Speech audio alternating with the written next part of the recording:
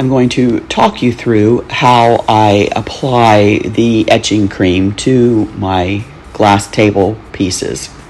I'm using my stencils that I get from Stencil Revolution because you do need stencils for this process. I place them on my table, but first I sprayed them with this Stencil Ease Spray adhesive that I get from Hobby Lobby. Your stencils must have a really tight adhesion to the glass. Once I get them sprayed on and I rub over them really well, I'm going to use the Armor Etch Cream. I take a simple artist brush and I'm going to make sure that I apply a generous amount of cream to all of the open areas on my stencil.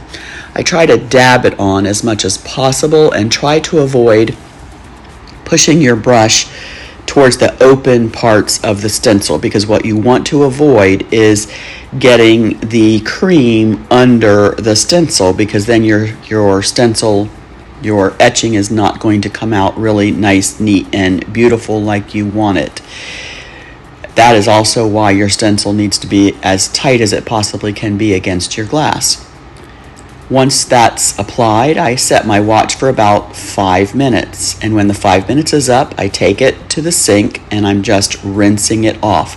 You can see I'm rinsing it off with the stencil still on, because if the etching cream touches any other part of that glass, it's going to etch on the glass. It's going to continue that chemical reaction process. So once I get most of it off, then I remove my stencil and I make sure that I get the rest of the etching cream off of the glass and just wash it off with soap and water. Then I'm going to flip it over and do the other side because I have 2 sea turtles. Remember, I etched these sea turtles on the underside of the glass, but you could do it on the top side of the glass and it won't come off. It's not ever going to peel. It is permanently etched into the glass.